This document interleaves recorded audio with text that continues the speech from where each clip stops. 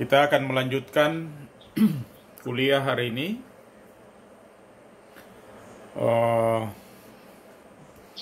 tentang prinsip-prinsip latihan. Jadi berbicara tentang prinsip-prinsip latihan, maka Anda dikembalikan ingatannya kepada tatap muka pertama ya. Jadi ketika kita di tatap muka pertama sudah saya sampaikan bahwa orang untuk menuju kepada sebuah latihan kondisi fisik yang baik ya, maka dibutuhkan yang namanya prinsip-prinsip latihan ya. Jadi prinsip-prinsip latihan apa saja kira-kira yang menjadi penting untuk kita ketahui ya. Jadi di dalamnya ini ada prinsip overload ya, prinsip reversibility, kemudian prinsip specificity, ada prinsip perkembangan menyeluruh, ada prinsip spesialisasi, kemudian prinsip individual, ada juga prinsip beban latihan, yang otomatis di dalam beban latihan itu kita akan bahas tentang bagaimana volumenya, ya, intensitasnya, densitasnya, durasinya, ya, frekuensinya, dan kemudian prinsip lama latihan dan prinsip relaksasi. Jadi sejumlah prinsip ini tentu saja menjadi hal yang penting ketika seseorang akan memulai dengan yang namanya latihan kondisi fisik. Ya. Di antara prinsip-prinsip itu, ya, di antara prinsip-prinsip itu ada yang bukan sekedar prinsip, tetapi sudah menjadi hukum. Ya. Jadi kalau kita lihat di atas itu ya, ada prinsip overload, reversibility, sama prinsip specificity ya. Itu tiga aspek itu bukan cuma sekedar menjadi prinsip, tapi kemudian sudah merupakan hukum. Kalau itu merupakan hukum, ya otomatis wajib untuk dipatuhi. Nah, untuk itu nanti Anda lihat betapa pentingnya hukum-hukum itu di dalam sebuah proses kepelatihan. Jadi kalau orang bisa mengimplementasikan secara baik, apalagi Anda calon-calon sarjana, Anda diwajibkan untuk bisa menspesifikasikan ya, mengimplementasikan tiga hukum penting tadi di antara sejumlah prinsip ya, untuk bisa mengimplementasikan di dalam cabur Anda masing-masing. Jadi apapun cabang olahraga Anda. Kita lihat di sini ya, mengapa prinsip-prinsip ini kemudian wajib ya untuk kita ketahui atau kita pahami. Karena dalam sebuah latihan ya, tanpa prinsip-prinsip ini, apalagi prinsip overload ya, itu orang akan sulit ya mengetahui latihan kita ini ada di batas mana. Apakah latihan kita ini termasuk latihan yang berat ataukah latihan yang ringan? Karena prinsip-prinsip overload itu akan kita bahas tentang bagaimana rangsangan, bagaimana aktivitas sebuah latihan, ya, sebuah kerja otot, lalu bagaimana setelah aktivitas itu dilakukan, orang harus beristirahat, dan bila mana seseorang ya, itu mengalami kompensasi lebih. Mengalami kompensasi lebih artinya dia akan menjadi lebih fit, lebih bugar daripada ketika dia belum latihan. Ya. Jadi prinsip overload di sini, prinsip overload itu artinya prinsip beban lebih. Maka seseorang ketika melatih, ya, akan memulai latihannya, itu latihannya dibikin lebih dari porsi-porsi. Ada pembebanan-pembebanan yang ditingkatkan secara bertahap, sehingga tanpa disadari, seseorang mengalami proses anatomi, proses pahvaliyah, yang kemudian mengakibatkan kemampuannya akan didorong semaksimal mungkin ke atas, ya, menjadi semakin baik. Kalau Anda lihat gambar yang ada di depan Anda, itu ada rangsangan. Ketika rangsangan itu terjadi, rangsangan itu kan sama dengan orang berlatih. Ketika orang berlatih, ya, maka seseorang itu akan mengalami kelelahan. Ini garis ke bawah itu merupakan, ya, orang mengalami kelelahan. Maka pada saat orang mengalami kelelahan, dia butuh waktu untuk beristirahat. Dan istirahatnya itu punya aturan istirahat. Ya, kalau istirahatnya terlalu pendek jelek, ya, istirahatnya terlalu panjang juga jelek. Sehingga istirahat itu nanti ada teori-teori yang mengatur tentang itu, berapa lama kita harus istirahat, ya. Istirahat di antara set akan berbeda dengan istirahat antar repetisi.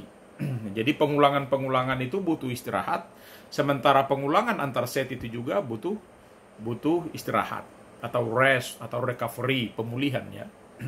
Jadi ketika latihan kita lakukan, ya, maka kondisi kita akan menjadi drop, kita akan mengalami kelelahan. Kelelahan itu, ya, yang kita kenal dengan istilah fatigue, ya. Jadi kita akan mengalami kelelahan. Dan ketika kita lelah, kita butuh waktu untuk beristirahat. Kita waktu istirahat, ya, istirahatnya cukup, maka waktu dia akan memulai lagi sebuah latihannya, dia mengalami tingkat kompensasi, ya, tingkat kontribusi tenaga yang lebih tinggi dari ketika dia sebelum latihan. Katakanlah orang latihan kemarin kemudian dia beristirahat dari setelah kemarin sore dia berlatih sampai dengan saat ini. Hari ini baru dia akan berlatih lagi, berarti dia beristirahat antara 20 sampai 24 jam misalnya di istirahat. Itu latihan itu, kalau latihannya stabil, latihannya baik, maka orang tidak mengalami kelelahan yang berarti. Tapi kalau latihannya terlalu berat, maka otomatis dia akan mengalami kesulitan dalam hal kompensasi atau pemulihan kembali organisme-organisme tubuhnya. Ya. Kalau Anda lihat, ya, kurva ini, ya, dia akan naik lebih tinggi daripada ketika ada di sini. Jadi ketika kita berlatih, tingkat garis ini adalah tingkat kebugaran kita. Ya.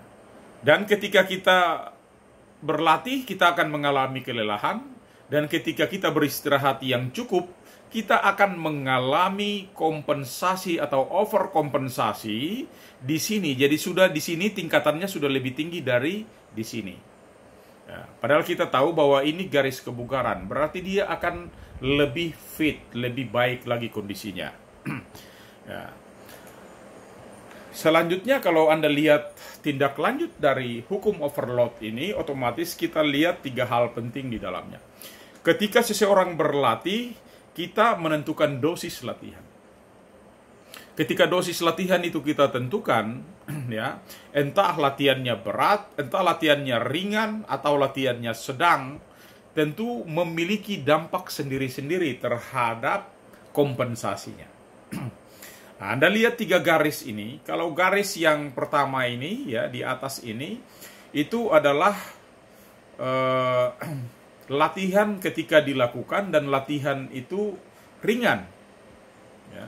Karena latihan itu ringan, maka orang mengalami kelelahan atau fatigue ini yang juga tidak terlalu banyak.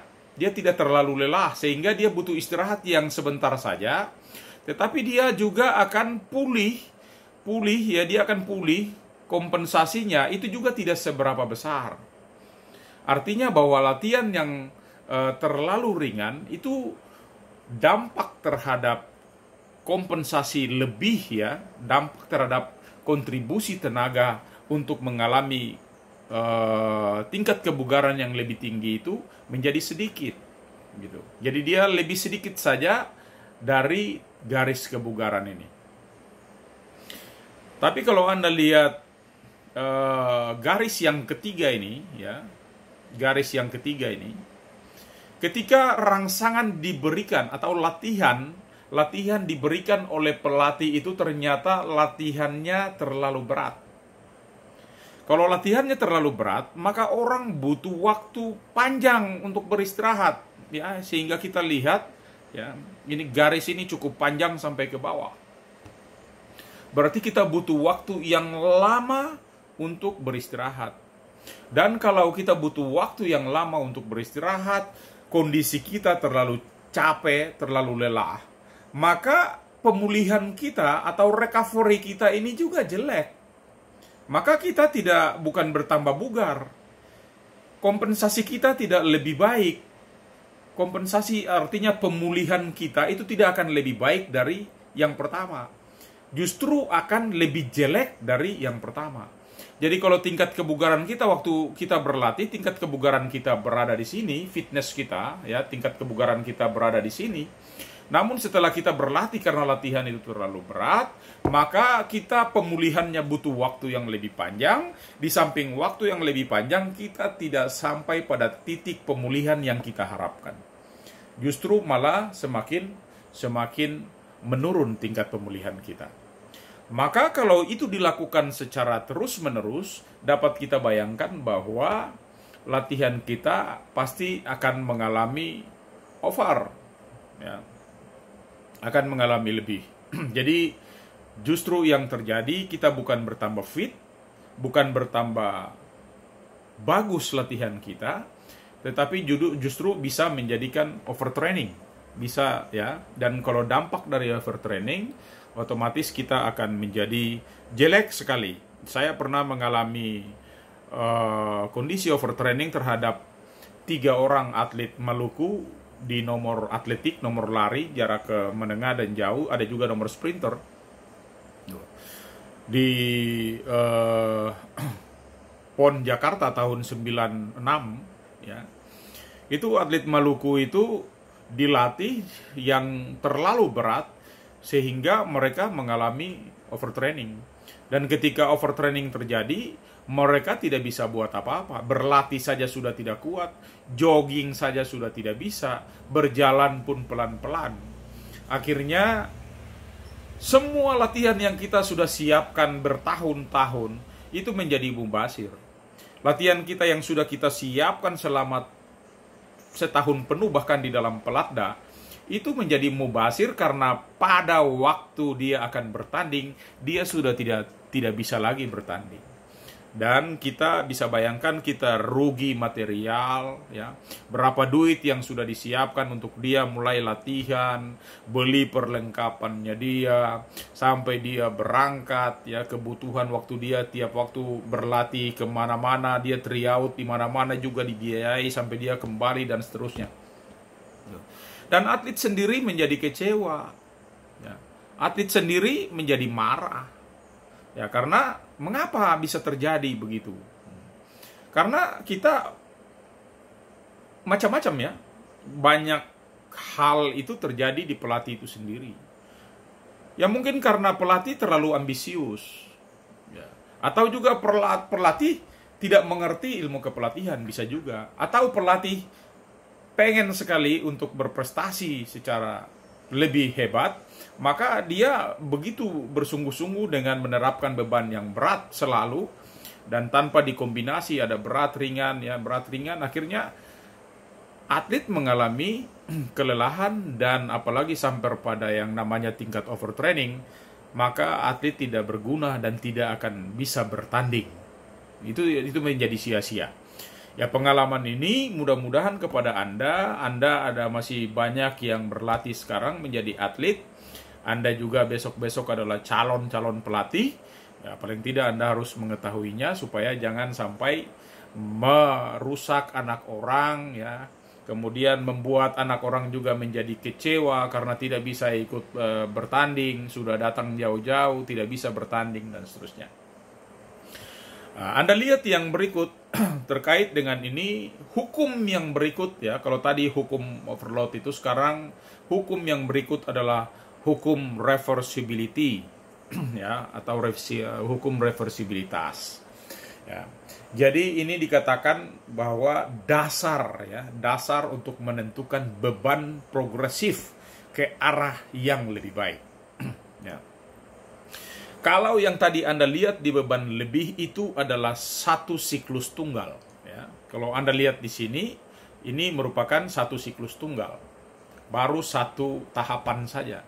Tapi kalau yang ada di sini, ketika yang di bagian prinsip overload pembebanan ini dilakukan secara baik, latihannya baik, istirahatnya baik, kompensasinya diharapkan lebih, sehingga kalau kita melakukannya secara tahap demi tahap, dilakukannya secara teratur, maka kondisinya akan seperti ini. Ya. Kita lihat bahwa ini yang dikatakan hukum reversibility, ya, atau hukum reversibilitas. Nah, ini kita berharap beban progresif yang kita berikan secara teratur, berulang-ulang, secara kontinu, dan berlangsung terus-menerus, dengan memperhatikan beban latihan yang baik, ada kombinasi antara beratnya beban, ya, ringannya beban, waktu istirahat, gizi yang baik, itu semua diatur secara baik, maka fitness atau kebutuhan kebugaran kita yang tadinya ada di garis ini sudah meningkat sampai garis di sini. Dan itu berarti bahwa kebugaran kita akan semakin baik. Dan ketika tingkat kebugaran kita semakin baik, maka otomatis kualitas fisik kita akan baik. Kalau kualitas fisik kita baik, maka otomatis kita akan mampu melakukan latihan-latihan dengan baik, dan sasaran yang ingin kita capai, kejuaraan yang ingin kita ikuti, justru kita bisa berhasil dengan baik. Ya, itu catatannya. Hukum yang ketiga adalah hukum kekhususan, ya, atau hukum specificity. Ya. Jadi kalau di hukum kekhususan ini, ya, hukumnya menyatakan bahwa sifat khusus dari suatu beban, ya, itu akan menghasilkan juga respon khusus. Ya. Dan respon khusus itu merupakan adaptasi daripada latihan yang Anda lakukan. Ya. Kalau Anda perhatikan gambar itu dia membuat gerakan fleksi ekstensi. Ya, dan otot yang dilatih otomatis adalah otot bicep, ya. Otot bicep. Nah, kalau latihan yang kita gunakan dengan kontraksinya seperti ini, otomatis ini kita lakukan terhadap otot bicep, ya.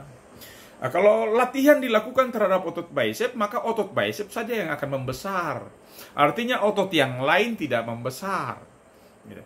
Kalau Anda lakukan itu adalah terhadap otot tricep, ya, maka juga otot tricep yang akan beradaptasi, sehingga respon, ya, adaptasi otot tricep ini dari hasil Anda lakukan latihan. Misalnya Anda melatih otot tricep, Anda menahan beban di belakang, anggap saja barbel ada di sini, dan saya melakukan gerak ke atas, ya, gerak ke atas dengan beban, ya, dumbbells misalnya, maka ini Anda akan melatih otot tricep yang ada di sini. Nah, kalau itu Anda menggunakan latihan itu terus-menerus, maka otomatis adalah otot tricep itu saja yang beradaptasi secara anatomis, dan otot tricep itu menjadi kuat atau menjadi membesar. Nah, jadi nanti tergantung Anda, itu ada di hukum beban latihan, ya. Kalau Anda memberikan beban latihan dengan misalnya hipertrofi otot, maka otomatis otot Anda akan membesar. Tapi kalau nanti Anda melatih dengan menggunakan sistem neural, ya, berarti otot Anda tidak membesar, tetapi kualitasnya semakin baik. Nah, itu nanti kita akan lihat di prinsip-prinsip untuk latihan beban. Maka prinsip ini mengajarkan kita supaya kita harus tahu persis, ya, komponen biomotorik yang ada di cabang yang kita latih itu, ya, kira-kira otot-otot mana saja, komponen biomotorik mana saja yang dominan berada di cabang olahraga yang kita tekuni. Kita identifikasi satu-satu. Ya. Katakanlah di sepak bola, maka Anda akan sangat berhadapan dengan otot-otot tungkai, ya. Anda pasti akan diperhadapkan bagaimana melatih otot tungkai yang bagus supaya Anda menendang bola keras. Tetapi kalau Anda menendang bola keras itu bukan cuma tergantung pada otot tungkai, baik tungkai atas maupun tungkai bawah, terutama di otot-otot paha bagian depan itu, ya, rectus femoris itu. Nah, itu ketika rectus femoris akan semakin baik, maka lecutan kaki kita untuk menendang bola itu akan semakin baik. Tetapi untuk gerakan menendang bola itu tidak ansi hanya berasal dari otot tungkai, ya, baik atas maupun bawah, tetapi paling penting juga adalah otot-otot perut sebelah bawah. Otot-otot perut sebelah bawah itu yang akan mengangkat kaki kita dulu, baru kemudian membuat gerakan untuk menendang bola. Maka cabang apapun Anda, cabur apapun Anda, sebelum Anda melatih, Anda perlu mengidentifikasi, ya, otot-otot mana, komponen biomotorik mana yang akan dilatih. Kalau kita cabang olahraga bela diri, misalnya saya di wushu, ya, maka otomatis di lengan itu ada pukulan, ya. Pukulan, apakah pukulan lurus, pukulan, ya, hook, pukulan uppercut dan segala macam itu berperan aktif. Tetapi juga ada tendangan, ya. Tendangan apapun bisa dipakai. Tapi bukan cuma tendangan saja dan pukulan saja, ada juga bantingan. Maka terkait dengan itu, untuk cabang olahraga wushu berarti dia berlatih seluruhnya dari atas sampai ke bawah.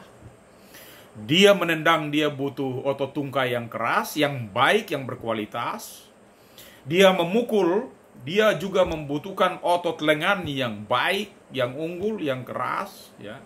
Dia membanting pun dia membutuhkan otot-otot, ya, yang ada di togok, yang ada di paha, yang ada di lengan, semua untuk membantu dia bisa melakukan bantingan dengan baik. Maka saran saya kepada Anda, ya, Anda punya spesifikasi masing-masing. Seperti awal saya bilang, Anda wajib masuk di salah satu cabang, karena nanti akan kita di kuliah-kuliah berikutnya itu akan kita bagi mana cabang olahraga permainan, ya, katakanlah sepak bola, mana yang bela diri, ya, bela diri, mana yang karate, mana tinju, mana wushu, mana kickboxing, ya.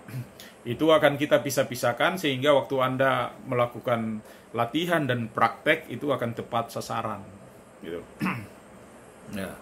Jadi Anda perlu mengidentifikasi otot-otot mana yang akan dilatih, karena sesuai dengan prinsip kekhususan ini atau hukum kekhususan ini atau hukum specificity itu dia mengatakan bahwa, ya, sifat khusus dari satu beban latihan itu menghasilkan respon khusus juga. Jadi kalau kita latihan otot bicep saja yang kuat. Tricep berarti tricep saja yang kuat, ya. Kita untuk latihan otot rectus femoris, maka rectus femoris saja yang kuat. Kita melatih paha bagian belakang untuk otot-otot hamstring sini, berarti otot hamstring saja yang kuat. Dan seterusnya dan seterusnya. Sehingga prinsip ini sangat penting bagi Anda untuk mengetahui cabang-cabang olahraga Anda sendiri, dan ini merupakan tugas buat Anda.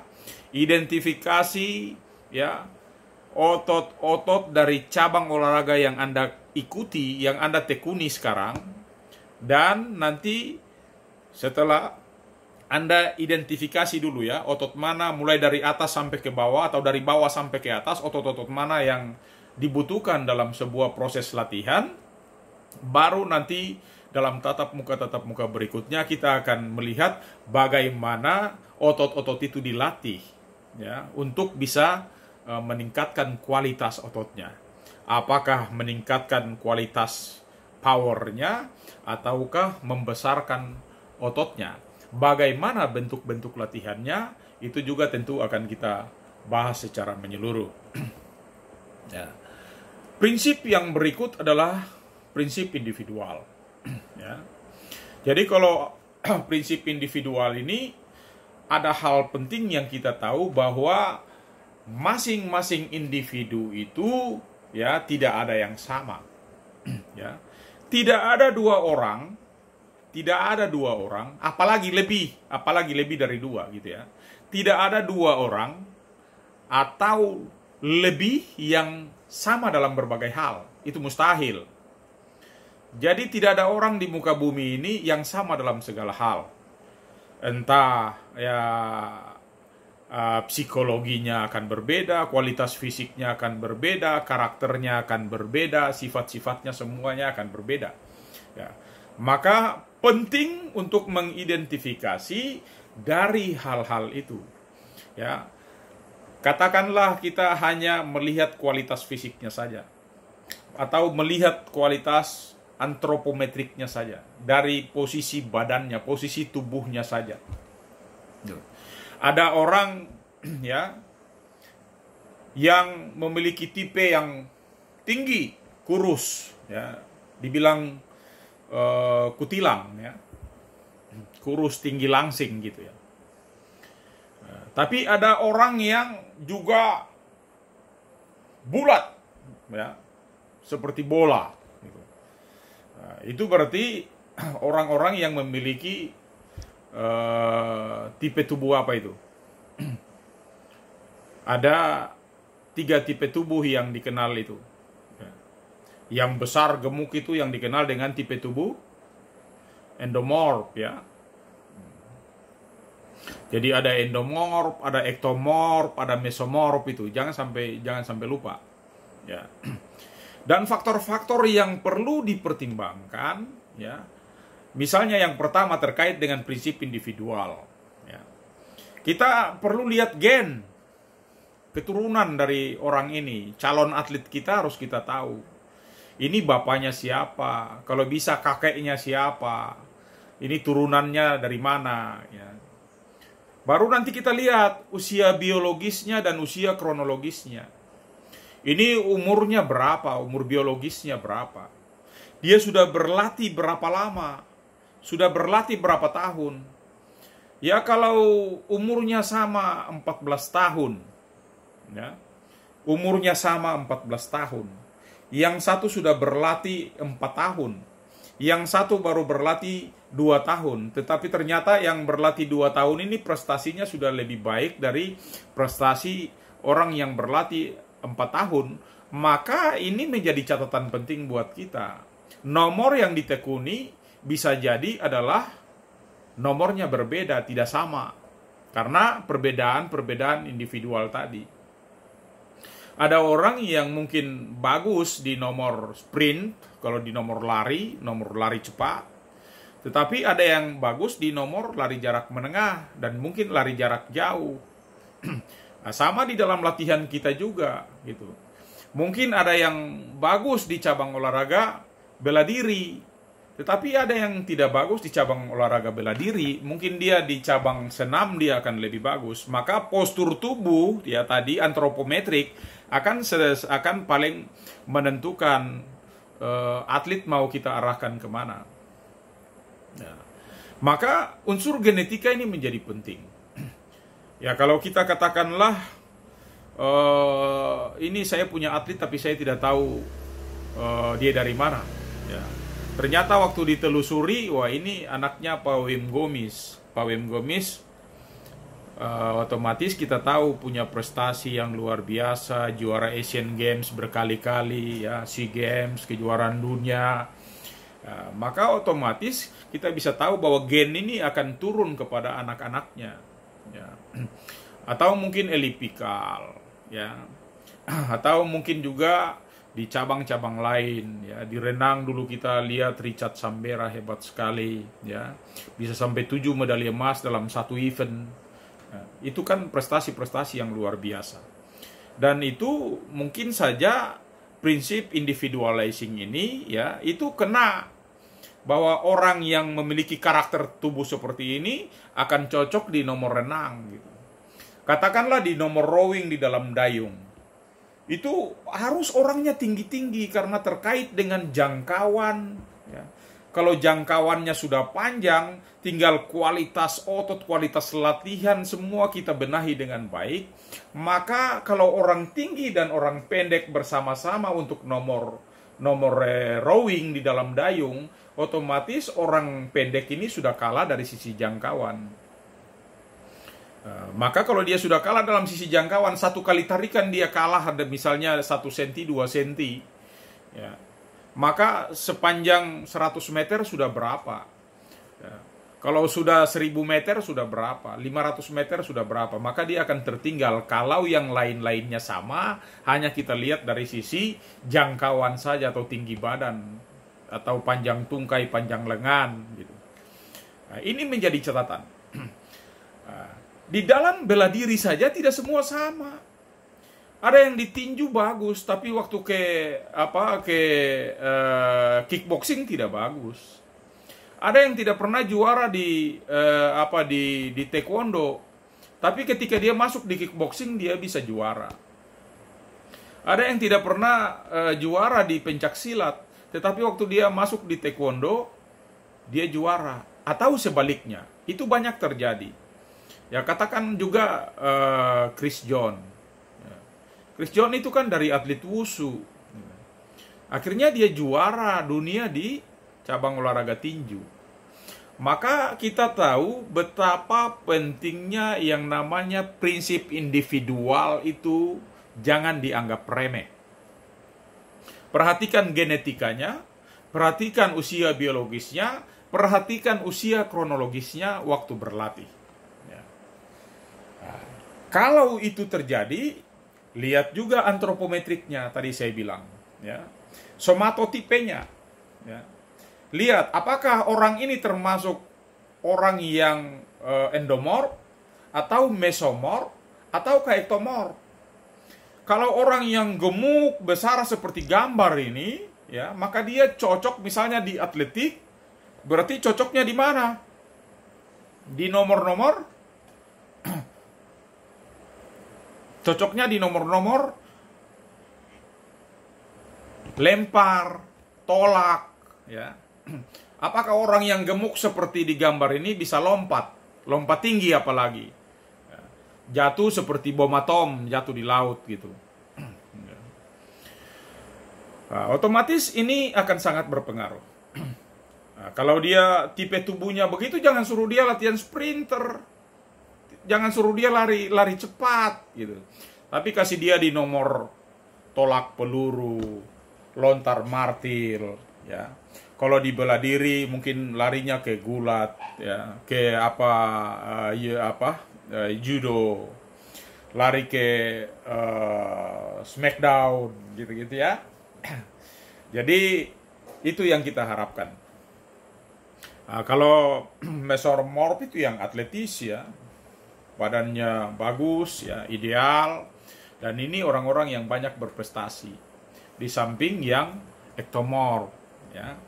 Jadi masing-masing individual yang sifatnya individual, baik dari posisi tubuhnya, dari karakteristik orangnya, dari karakteristik cabang olahraganya, dari karakteristik psikologinya, itu semua merupakan bagian-bagian yang akan menjadi penting untuk seseorang itu diposisikan atau ditempatkan pada cabang olahraga mana atau spesifikasi di nomor yang mana. Itu akan menjadi sangat penting. Yang berikut ada prinsip ya perkembangan menyeluruh. Nah, kalau prinsip perkembangan menyeluruh ini kita lihat tahap awal orang mulai berlatih, anak-anak ya, anak-anak kecil ya. Masing-masing cabang itu memiliki tingkat perkembangan multilateral yang berbeda-beda. Ya. Di atletik akan berbeda multilateralnya ya dengan cabang-cabang yang lain. Di senam misalnya, senam itu di usia-usia dini sudah bisa berprestasi. Tapi kalau di atletik tidak bisa, harus mengikuti ketentuan-ketentuan multilateral, masuk sampai pada bagaimana tahap spesialisasi, sampai pada dia berprestasi tinggi. Tidak bisa dilompat-lompati seenaknya saja, tidak bisa. Orang biasanya kepingin berprestasi instan, maka dia akhirnya terlibat dalam doping dan segala macam. Ya, karena orang biasanya dari sisi harga diri seorang pelatih ini merupakan taruhan. Ketika seseorang ditunjuk untuk membina seorang atlet, apalagi dia juara, dan kemudian ada target dalam 1 bulan, dalam satu bulan, dalam 3 bulan, dalam 6 bulan, dalam 9 bulan, dalam 1 tahun, apa yang harus dia capai. Ya. Kemudian pelatih ada kebanyakan yang memiliki ambisi yang sangat luar biasa, dia tidak mau gagal. Kalau gagal malu dan segala macam, apalagi gagal tidak akan dipakai dan seterusnya. Maka ini akan membuat dia, ya kalau dia cerdas, punya kematangan mental juara yang baik, kematangan sebagai seorang pelatih yang baik, otomatis dia mampu juga untuk mengendalikan ya sikap emosionalnya dia secara baik. Tapi kalau tidak, maka akhirnya bisa minta dibayar untuk kong kali kong dengan orang lain supaya atletnya juara, bisa juga dengan menyogok ya wasit juri, hakim wasit ya, supaya anaknya bisa juara. Dan itu sering terjadi di dalam kehidupan olahraga kita, di bukan cuma di single event saja, tapi juga bukan cuma di multi event saja, tapi juga di single event. Kalau multi event itu seperti apa? Ya ada Porda, ada Popmal, ada Porprov itu ya. Ya ada Popwheel, ya ada PON, ada SEA Games, ada Asian Games, ada Olympic Games dan seterusnya itu. Ya. Di tahapan multilateral ini ya, atau development ya, multilateral development di tahap-tahap bawah, di tahap-tahap anak-anak kecil ini, latihan di situ harus bebas. Kita berikan kebebasan kepada atlet untuk berlatih apa saja, untuk memperkaya geraknya, ya. Membuat dia matang dalam hal pergerakan. Ya. Maka dia bermain apa saja diberikan kebebasan secara menyeluruh. Apa yang dia mau main sepak bola silakan juga. Mau main sebentar dia akan berpindah ke basket, sebentar dia akan berpindah ke bola voli, sebentar dia ikut tinju, sebentar, tidak apa-apa. Memang di usia-usia itu